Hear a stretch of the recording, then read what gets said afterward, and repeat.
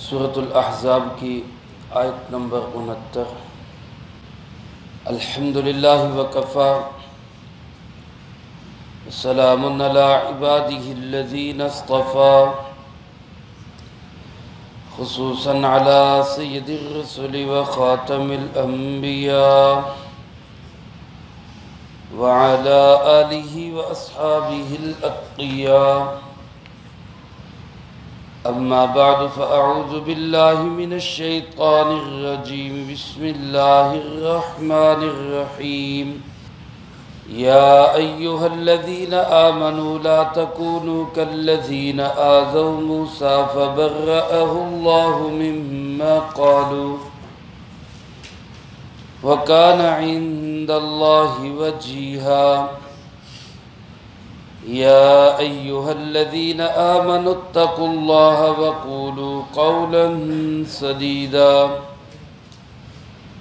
یصلح لکم اعمالکم ویغفر لکم ذنوبکم ومن یطع اللہ ورسولہ فقد فاز فوزا عظیما۔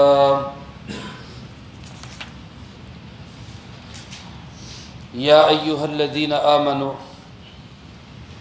اے ایمان والو، لا تکونوا کالذین، مت بنو ان لوگوں کی طرح آذوا موسیٰ، جنہوں نے موسیٰ علیہ السلام کو اذیت دی۔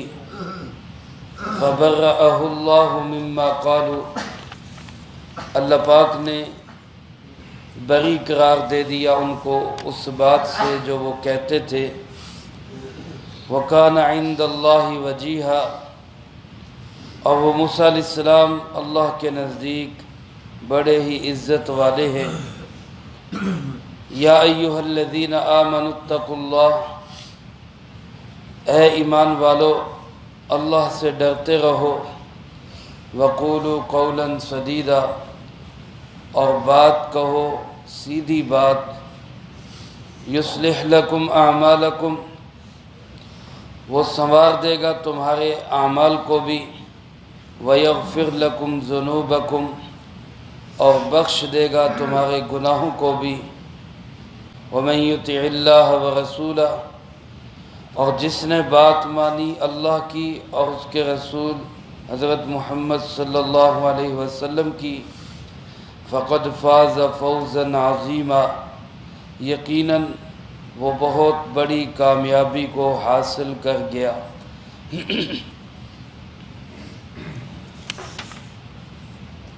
سورۃ احزاب کا آخری رکوع ہے۔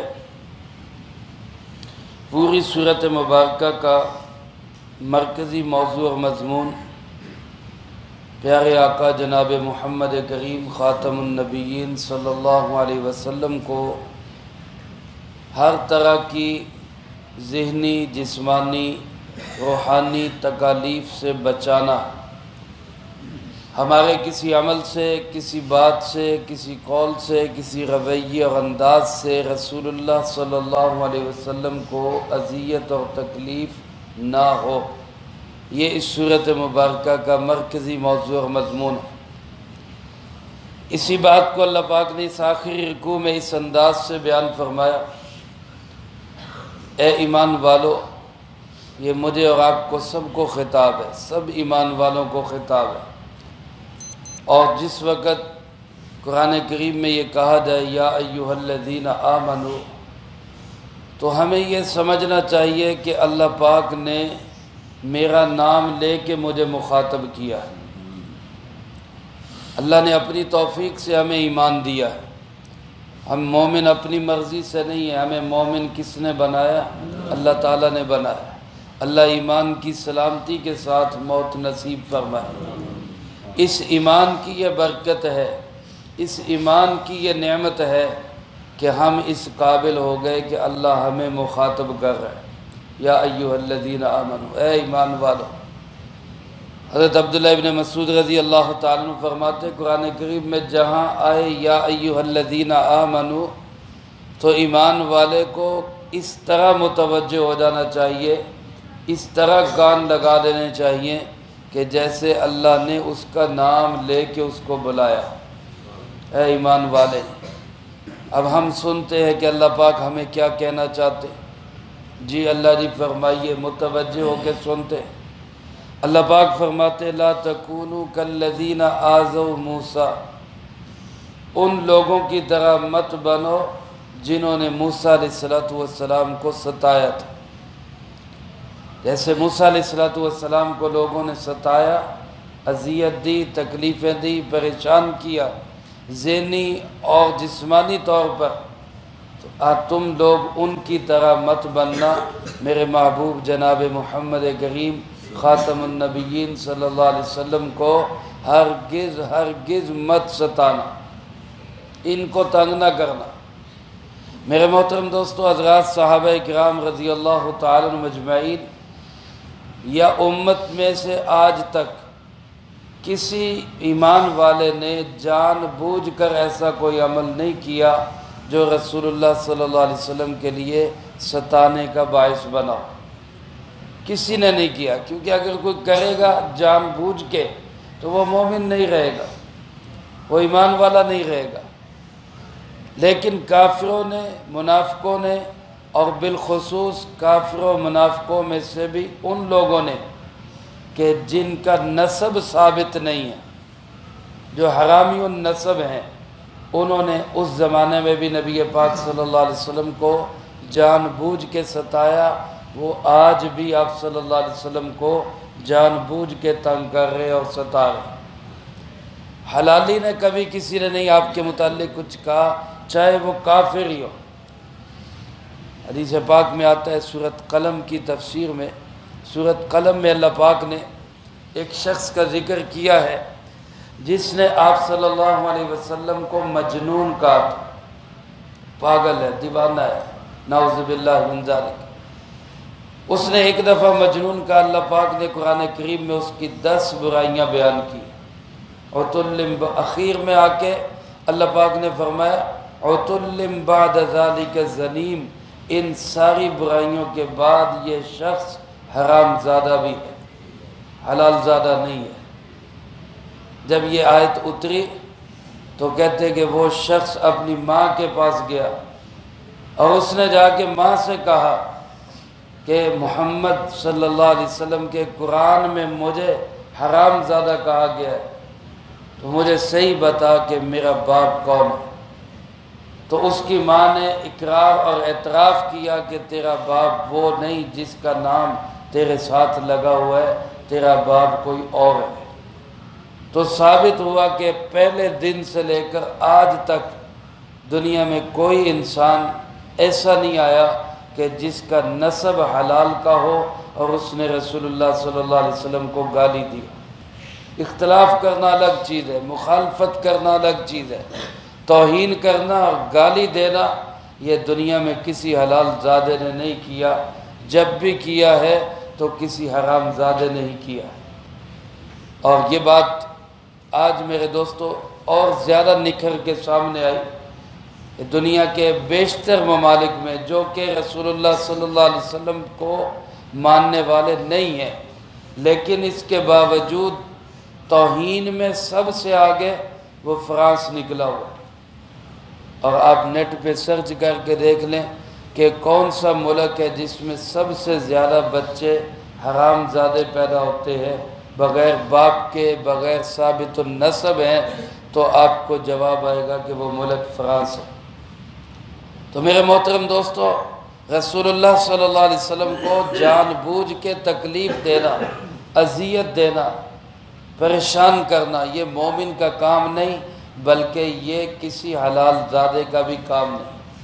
تو اللہ پاک نے خاص طور پہ مجھے اور آپ کو مخاطب کر کے کہا کہ تمہارا کوئی ایسا رویہ جان بوجھ کے تو کرنا نہیں، کوشش کرو کہ غلطی سے بھی کوئی ایسا عمل نہ ہو کہ جو رسول اللہ صلی اللہ علیہ وسلم کے لیے باعث تکلیف۔ ایک جنگ کے موقع پہ آپ صلی اللہ علیہ وسلم جنگ کے بعد مال غنیمت تقسیم کر رہے تھے، مال غنیمت تقسیم کر رہے تھے۔ اب مال غنیمت کی تقسیم کا مکمل اختیار سپریم کمانڈر کو ہوتا ہے، جو کہ جناب محمد کریم صلی اللہ علیہ وسلم خود تھے۔ اب آپ تقسیم کر رہے، ایک شخص اٹھا جو کہ منافق تھا، وہ کہنے لگا محمد صلی اللہ علیہ وسلم اعدل، اے محمد صلی اللہ علیہ وسلم انصاف کیجیے، انصاف کیجیے، آپ انصاف نہیں کر رہے، آپ تقسیم میں نعوذ باللہ خیانت کر رہے۔ رسول اللہ صلی اللہ علیہ وسلم نے اس کی بات سے آپ کو شدید تکلیف ہوئی، لیکن آپ نے صبر کا مظاہرہ کیا، اس بات کو یاد کرتے ہوئے کہ لقد اوذی موسیٰ اشد منہا، کہ موسیٰ علیہ السلام کو اس سے بھی زیادہ ستایا گیا اور انہوں نے صبر کیا، میں بھی صبر کرتا ہوں۔ اور پھر آپ نے اس سے فرمایا کہ میں انصاف نہیں کروں گا تو کون انصاف کرے گا؟ اللہ کی زمین پہ میں عدل اور برابری نہیں کروں گا تو پھر کون کرے گا؟ اور یہ جملہ بھی ارشاد فرمایا کہ آسمان والے تو مجھے امانت دار سمجھتے ہیں، افسوس ہے کہ زمین والے مجھ پہ شک کرتے ہیں، زمین والے مجھ پہ شک کرتے ہیں۔ اور پھر رسول اللہ صلی اللہ علیہ وسلم نے ارشاد فرمایا کہ یہ زندہ رہا تو اس کی نسل میں ایسے لوگ پیدا ہوں گے جو دین سے ایسے نکل جائیں گے جیسے تیر شکار کو پھاڑ کے نکل جاتا ہے، یعنی اس کی نسلوں میں دین نہیں رہے گا۔ یہ علماء نے لکھا ہے کہ رسول اللہ صلی اللہ علیہ وسلم کی متعلق نعوذ باللہ کوئی شخص غلط خیال رکھتا ہے، کوئی غلط بال دل دماغ میں پیدا کرتا ہے تو وہ شخص کیا اس کی نسلیں دین سے محروم ہو جاتی، اس کی نسلیں دین سے محروم ہو جاتی۔ بلکہ علماء نے لکھا ہے کہ آپ تو آپ ہے، آپ کی شان تو بڑی بلند ہے، آپ کے ورثاء علماء کے متعلق اگر کوئی شخص بدگمانی، بد زبانی اور بد اخلاقی اور بدتمیزی کا مظاہرہ کرتا ہے تو اللہ پاک اس کی نسلوں کو بھی علم سے محروم کر دیتے، دین سے محروم ہو نہ ہو، علم سے محروم ہو جاتی۔ تو رسول اللہ صلی اللہ علیہ وسلم کو ایسے ستانے والے تھے، اللہ پاک نے فرمایا لوگوں میرے محبوب صلی اللہ علیہ وسلم کو ستاؤ نہ، ایسا رویہ اختیار نہ کرو جیسا موسیٰ علیہ السلام کے لیے لوگوں نے اختیار کیا۔ حضرت موسیٰ علیہ السلام کو بھی کئی دفعہ لوگوں نے ستایا، کئی مواقع۔ ایک دفعہ آپ نے جہاد کا اعلان کیا تو ان کے ماننے والوں نے صاف ہی اعلان کر دیا اور صاف کہہ دیا کہ فَذْهَبْ أَنْتَ وَرَبُّكَ فَقَاتِلَا إِنَّا هَاهُنَا قَاعِدُونَ، تو اور تیرا رب جا کے لڑ، ہم تو یہاں بیٹھے، ہم نہیں لڑ سکتے۔ یہ ستانا اللہ کے نبی کی بات کو نہ ماننا، اس کو تنگ کرنا ہے۔ آپ لڑے جا کے، آپ کا رب لڑے جا کے، ہم نہیں لڑتے۔ ایک دفعہ موسیٰ علیہ السلام نے زکوٰۃ کا حکم دیا تو لوگوں نے زکوٰۃ سے بھی انکار کیا، اور قارون جیسے بدتمیز اور بے ایمان انسان نے موسیٰ علیہ السلام پر بد اخلاقی کی تہمت لگوا دی۔ ایک عورت کو تیار کیا، اس کو پیسے دے کے کہ تو موسیٰ علیہ السلام کے متعلق کہہ دینا کہ انہوں نے میرے ساتھ زیادتی کی ہے، دست درازی کی۔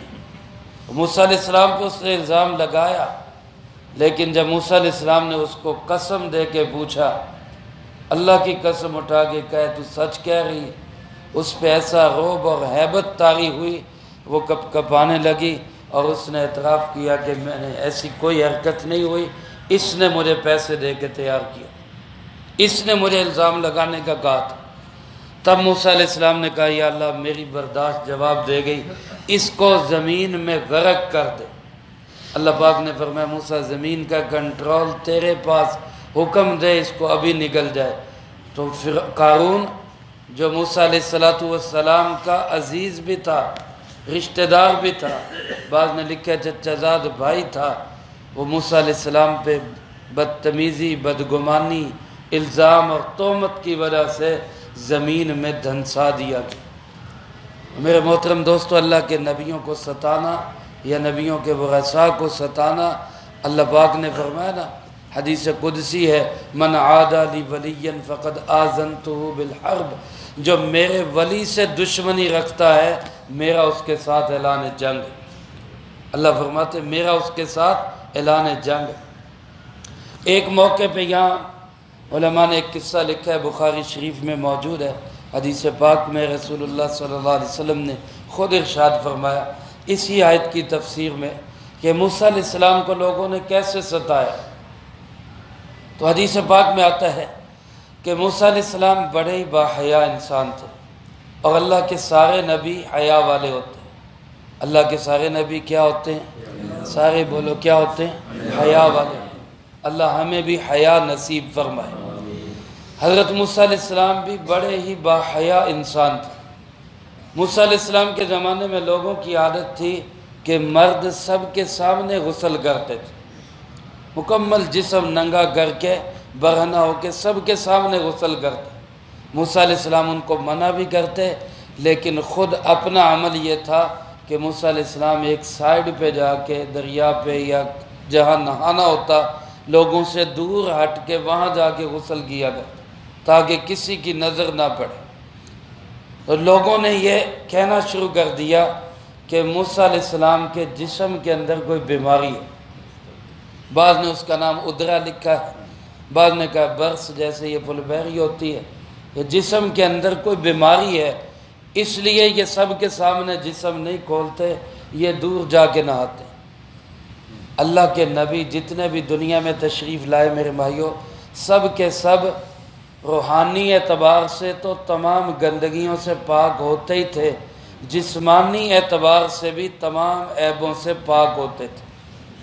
اللہ نے کوئی نبی ایسا نہیں بھیجا جو لولا ہو، کوئی نبی ایسا نہیں بھیجا جو لنگڑا ہو، کوئی نبی ایسا نہیں بھیجا جو اندھا یا کانا ہو، کوئی نبی ایسا نہیں بھیجا جس کو کوئی ایسی جسمانی تکلیف یا بیماری ہو جس سے لوگ نفرت کریں۔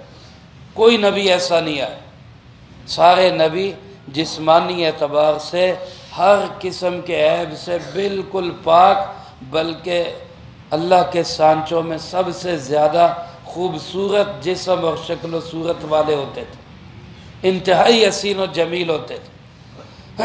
تو جب لوگوں نے موسیٰ علیہ السلام کے متعلق ایسی بات کہی کہ جن کے جسم میں کوئی عیب ہے، تو اللہ نے اپنے نبی کو بے عیب ثابت کرنے کے لیے کیا کیا؟ اندازہ کریں کہ یہ بات کتنی ضروری ہے کہ دل دماغ میں یہ بات بٹھائی جائے کہ اللہ کے نبی ہر جسمانی اور روحانی عیب سے پاک ہوتے ہیں۔ یہ اتنی ضروری ہے کہ اللہ پاک نے اس کے لیے یہ کام کروا دیا۔ وہ کام کیا کروایا کہ ایک دفعہ موسیٰ علیہ السلام اسی طرح نہانے کے لیے گئے، پتھر کے اوپر اپنے کپڑے اتار کے رکھے، خود غسل میں مشغول ہو گئے۔ جب غسل کر کے پتھر کے پاس آئے کپڑے پہننے کے لیے، تو اللہ نے حکم دیا، وہ پتھر جو ہے وہ اللہ کے حکم سے کپڑے لے کے بھاگ گئے۔ وہ پتھر بھاگ گئے۔ پتھر سارے کس کے ہیں؟ اللہ کے۔ بھاگنے کی صلاحیت جیسے اللہ نے ہمیں جانوروں کو، جانداروں کو دی ہے، وہ اللہ چاہے تو پتھروں کو بھی دے سکتا ہے۔ وہ جو چاہے کر سکتا ہے، وہ قادر مطلق ہے۔ پتھر کپڑے لے کے بھاگ گیا، اور موسیٰ علیہ السلام اس کے پیچھے پیچھے بھاگ رہے ہیں، صوبی حجر صوبی حجر صوبی حجر، وہ پتھر میرے کپڑے دے دے، وہ پتھر میرے کپڑے دے دے، وہ پیچھے پیچھے بھاگ رہے ہیں، یہاں تک کہ وہ پتھر وہاں آ کے رکا جہاں قوم کے لوگ اکٹھے تھے، جہاں وہ اکٹھے تھے وہاں آ کے رکا۔ ان لوگوں نے جب موسیٰ علیہ السلام کو دیکھا تو جسم پہ نظر پڑتے ہی شرم سے آنکھیں جھک گئی کہ جس کو ہم سمجھ رہے تھے کہ اس کے جسم میں عیب ہے، اس کا جسم تو انتہائی خوبصورت ہے، کوئی عیب نہیں، بالکل پاک صاف ستھرا جسم ہے۔ موسیٰ علیہ السلام نے تو جلدی جلدی اپنے کپڑے پہنے، اور حدیث پاک میں آتے ہیں کپڑے پہن کے حضرت موسیٰ علیہ السلام نے پتھر کو 3 4 یا 5 سوٹیاں ماری زور زور سے، اور آپ نے فرمایا کہ موسیٰ علیہ السلام کی ضرب تھی، پتھر پہ نشان بھی پڑ گئے سوٹیوں، وہ چھڑی مارنے کا نشان بھی پتھر پہ پڑ گیا، لیکن وہ تو اللہ کے حکم سے آیا تھا، وہ کیا کر سکتا تھا؟ تو یہ کام گویا کہ موسیٰ علیہ السلام کو قوم کے سامنے لا دیا اضطراری تھا، مجبوری تھی، جان بوجھ کے نہیں کیا گیا، لیکن اللہ نے یہ بات دکھلا دی کہ میرا نبی ہر جسمانی روحانی عیب سے پاک ہوتا۔ فرمایا لوگوں، موسیٰ علیہ السلام کو جیسے لوگوں نے ستایا، اے ایمان والو تم میرے نبی کو ایسا مت ستا، اگر ستاؤ گے تمہارے سارے عمل ضائع ہو جائیں گے۔ حضرت مجدد الفسانی رحمۃ اللہ علیہ نے تو یہاں تک فرمایا اگر کوئی شخص کروڑوں درود پاک پڑھتا ہے، کروڑوں کی تعداد میں، لیکن نبی پاک صلی اللہ علیہ وسلم کی شان میں ذرا سی کوئی نازیبہ بات ہوتی ہے، گستاخی ہوتی ہے، اور وہ اس کو ٹھنڈے پیٹوں برداشت کر لیتا ہے، وہ کہہ لیتا ہے اچھا یار کوئی گل نہیں، اس امن ہونا چاہیے، کوئی گل نہیں جناب، سب نو آزادی ہونی چاہیے، فرمایا وہ ٹھنڈے پیٹوں برداشت کر لیتا ہے تو اللہ اس کا پڑھا ہوا کروڑوں درود پاک اس کے منہ پہ مار دے گا۔ اللہ کو اس کے درود پاک کی کوئی ضرورت نہیں۔ اللہ کے نبی کی شان میں گستاخیاں ہوں اور ہم سکون سے بیٹھے رہیں، ہمیں تو مر جانا چاہیے۔ میرے محترم دوستو، یہ ٹھیک ہے، ہم جہاں تک کر سکتے ہیں ہمیں وہ تو کرنا چاہیے جو ہمارے بس میں ہو۔ اللہ ہمیں یہ کرے کہ ہم ان گستاخوں کو خود اپنے ہاتھوں سے ماریں، لیکن اگر اللہ ہمیں یہ توفیق نہیں دے رہا، یہ ہمت ہمارے اندر نہیں پیدا ہو گئی، تو کم سے کم معاشی طور پہ تو ان کا بائیکاٹ کر سکتے، ان کی معیشت کو تو نقصان پہنچا سکتے۔ ایک عام سی بات ہے، لو کمپنی کے بسکٹ، لو LU جس پہ لکھا ہوتا ہے، یہ کمپنی فرانس کی ہے۔ آج سے ہم یہی نیت کر لیں کہ اس کمپنی کا کوئی بسکٹ نہیں کھائے، کم از کم اتنا تو کریں، کل کو اللہ کے سامنے سرخرو تو ہوں گے کہ یا اللہ جنہوں نے تیرے محبوب کی شان میں گستاخیاں کی تھی، ہم نے ان کی چیزیں کھانا پینا چھوڑ دی تھی، یہ تو کر لیں، تو کریں گے سارے انشاءاللہ۔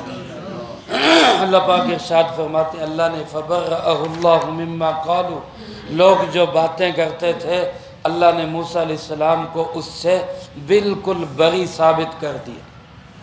اللہ نے دکھا دیا کہ موسیٰ علیہ السلام میں ایسی کوئی بات نہیں جو تم کہتے ہو۔ فرمایا وَكَانَ ذَلِكَ عِنْدَ اللَّهِ وَكَانَ عِنْدَ اللَّهِ وَجِيهًا، موسیٰ علیہ السلام تو اللہ کے نزدیک بڑی عزت والے تھے، بڑی وجاہت والے تھے۔ کیا شان ہے، اللہ پاک قربان جائے موسیٰ علیہ السلام پہ، جن کی وجاہت، جن کی عزت، جن کی عظمت کی گواہیاں خود اللہ پاک دے۔ میرے دوستو، کوئی دنیا والے کہتے ہیں یہ بڑا عزت والا ہے، کوئی لوگ کہتے ہیں جی بڑی شان ہے اس کی، بڑی عظمت ہے اس کی، لیکن اصل عزت، اصل شان، اصل عظمت یہ ہے کہ عظمتوں والا، شانوں والا اللہ کہے یہ بڑی عزت والا ہے، یہ بڑی عظمت والا ہے۔ اللہ ہمیں بھی یہ مقام نصیب فرمائے۔ اللہ پاک فرماتے یا ایھا الذین آمنوا اتقوا اللہ، اے ایمان والو اللہ سے ڈرو، اللہ سے ڈرو، تقوی اختیار کرو۔ تقوی کا مطلب کیا ہے؟ کیئر کرنا، ہر وقت یہ دھیان میں رکھنا اللہ ناراض نہ ہو جائے۔ دنیا میں جب کسی سے محبت ہوتی ہے تو پھر انسان ہر وقت خیال رکھتا ہے کوئی بات ایسی نہ ہو جائے کہ میرا محبوب مجھ سے ناراض ہو جائے، اس سے بچتا ہے۔ اور سب سے بڑے محبوب ہمارے اللہ رب العالمین ہیں، اللہ کے محبوب حضرت محمد صلی اللہ علیہ وسلم۔ والذین آمنوا اشد حبا للہ، اللہ فرماتے ہیں جو ایمان والے ہیں یہ اللہ سے سب سے زیادہ شدید محبت رکھتے ہیں۔ تو سب سے زیادہ محبت ہماری اللہ پاک سے ہے۔ ہر وقت یہ دھیان میں رہے کہ کوئی ایسا عمل نہ ہو جائے اللہ ناراض ہو جائے۔ اور فرمایا تقوی اختیار کرو، وقولوا قولا سدیدا، اور سیدھی بات کہو، درست بات کہو، بھلی بات کہو، قول سدید اختیار کرو۔ تو یہاں پہ اللہ پاک نے سدید فرمایا، شدید نہیں فرمایا۔ شدید کا معنی ہوتا ہے سخت، سدید کا معنی ہوتا ہے درست۔ بعض لوگ کہتے ہیں جی ایسے بندہ سیدھی گل کرتا پاویں کوڑی لگے، یہ کوڑی بات سیدھی نہیں ہوتی، کوئی کوڑی بات سیدھی نہیں ہوتی، سیدھی بات میٹھی ہوتی ہے، رویہ مختلف ہوتا ہے۔ حضرت مفتی اعظم پاکستان حضرت مفتی محمد شفیع صاحب رحمۃ اللہ علیہ نے سدید کی تفسیر میں لکھا ہے، سدید بات وہ ہوگی، سیدھی بات، درست بات وہ ہوگی جو سچ ہو جھوٹ نہ ہو، جو سچ ہو جھوٹ نہ ہو، اور جس کا موقع صحیح ہو غلط نہ ہو، موقع درست ہو غلط نہ ہو۔ غلط موقع پہ سچ بولنا بھی غلط ہوتا ہے۔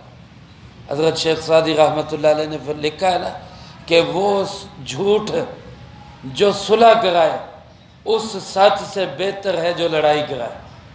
لڑائی کرانے والے سچ سے صلح کرانے والا جھوٹ بہتر ہے۔ ایک بندہ دوسرے کے پاس جاتا ہے، جا کے کہتا ہے میں جھوٹ نہیں بولنا، میں سچ بولنا، وہ تیرے متعلق ادھا گلاں کردا سی، انہوں جا کے کہنا وہ تیرے متعلق ادھا گلاں کردا، لڑائی ہو گئی۔ دوسرا جا کے اس کو کہتا ہے، بے شک جھوٹ کہہ دیتا ہے، یار میں تو اس کے پاس بیٹھا، وہ تیری بڑی اچھائیاں بیان کر رہا تھا، وہ تو تیری بڑی خوبیاں بیان کر رہا تھا، وہ تو تیری اچھی باتیں کر رہا تھا، اس نے تو تیرے متعلق کوئی غلط تذکرہ کیا ہی نہیں کبھی۔ اس کے پاس جا کے بھی یوں ہی کہتا ہے، دونوں کے دل نرم ہوتے ہیں، وہ صلح کر لیتے ہیں۔ اب بتاؤ دونوں میں سچ بولنے والا بہتر ہے یا جھوٹ بولنے والا بہتر ہے؟ وہ ہمیشہ یہی نہیں کہ سچ ہی جو ہے وہ صحیح ہو، سچ کا بھی موقع ہوتا ہے، کون سے موقع پہ سچ بولنا ہے، کون سے موقع پہ سچ کو چھپانا ہے۔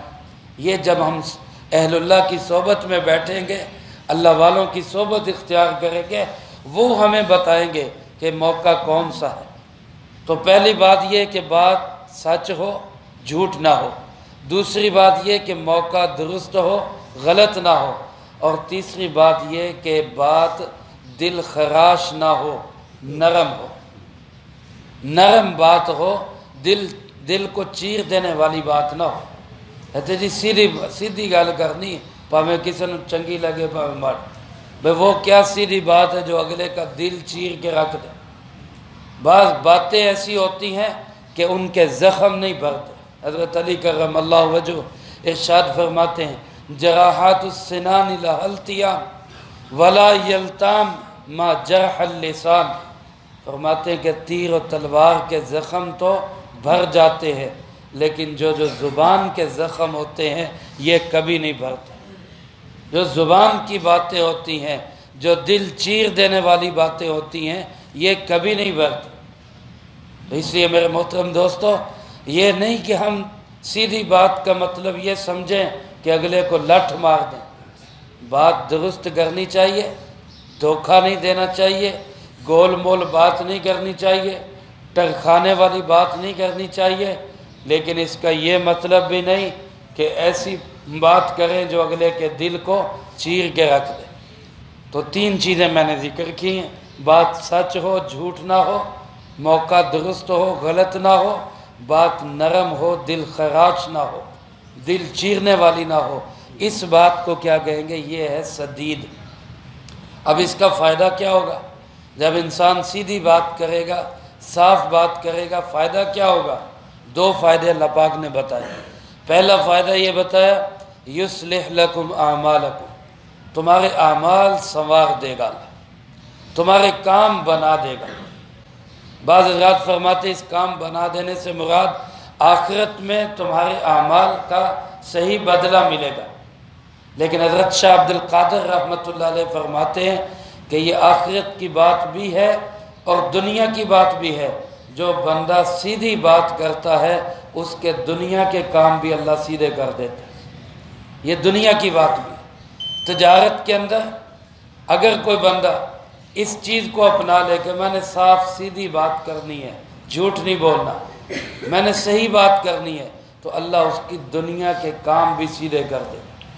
آج اکثر بازاروں کے اندر یہ جملہ سننے کو ملتا ہے، جی سچ بولیے تو دکان ہی نہیں چلتی، جھوٹ بولے بغیر کمائی نہیں ہوتی۔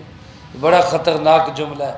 اللہ فرما رہے ہیں تم سچ سیدھی بات کرو، تمہارے کام بنانے والا میں ہوں، میں بناؤں گا تمہارے کام، میں تمہارے دنیا کے کام بھی سنواروں گا۔ تو ایک فائدہ تو یہ ہے، اور دوسرا فائدہ کیا؟ فرمایا وَيَغْفِرْ لَكُمْ ذُنُوبَكُمْ، تمہارے چھوٹے موٹے گناہ ہوں گے تو اللہ ان سب کو بخش دے گا۔ اللہ ان کو معاف کر دے گا۔ تو اس لیے آج سے میں بھی آپ بھی سب نیت کر لیں کہ انشاءاللہ جب بولیں گے زبان سے سیدھی بات بولیں گے، غلط بات نہیں بولیں گے، سب کہہ دو انشاءاللہ۔ اللہ پاک فرماتے ہیں جو اللہ اس کے رسول کی بات مانے گا، اصل بھائیو یہ ہے، اطاعت ہے، فرما برداری ہے۔ دین اصل میں بات ماننے کا نام ہے، مرضی پوری کرنے کا نام دین نہیں ہے۔ دیکھو یہ ابھی گھنٹی بج گئی نا، گھڑی کی ٹون بج گئی، گھڑی کے اوپر کیا لکھا ہوا ہے کہ یہ ممنوع وقت ہے۔ اب اس وقت میں کوئی بندہ نماز پڑھنی شروع کر دے، ایمانداری سے بتاؤ ثواب ہوگا اس کو؟ گناہ ہوگا۔ نماز پڑھ رہا ہے، سورۃ فاتحہ پڑھ رہا ہے، رکوع کر رہا ہے، سجدے کر رہا ہے، گناہ کیوں ہے؟ گناہ کیوں ہے؟ گناہ اس لیے ہے کہ وہ اللہ اس کے رسول کی بات نہیں مان رہا۔ تو نماز میں نہیں کچھ رکھا، بات ماننے میں کچھ رکھا ہے۔ وقت پہ نماز پڑھیں گے تو اجر ملے گا، بے وقتی نماز پڑھیں گے تو اجر کی بجائے گناہ ملے گا۔ عید کے دن کوئی شخص روزہ رکھ لے تو بتاؤ ثواب ملے گا؟ روزہ رکھنا ہے، ثواب کیوں نہیں ملے گا؟ کیا کہیں گے؟ اس لیے نہیں ملے گا کہ اللہ اس کے رسول کی بات نہیں مانی، اطاعت نہیں کی، فرما برداری نہیں کی۔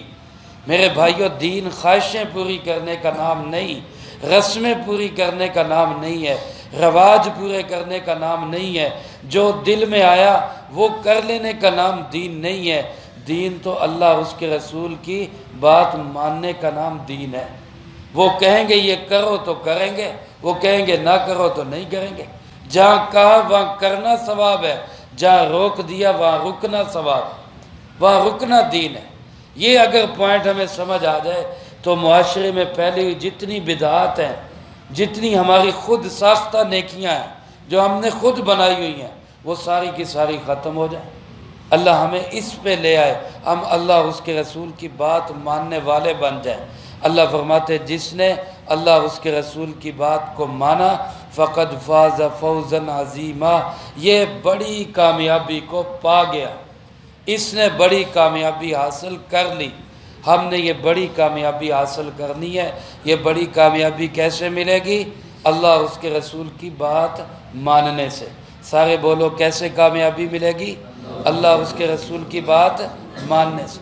اللہ مجھے آپ کو ماننے کی توفیق نصیب فرمائے، جو کہا سنا اس کو زندگی میں لا کے دوسروں تک پہنچانے کی توفیق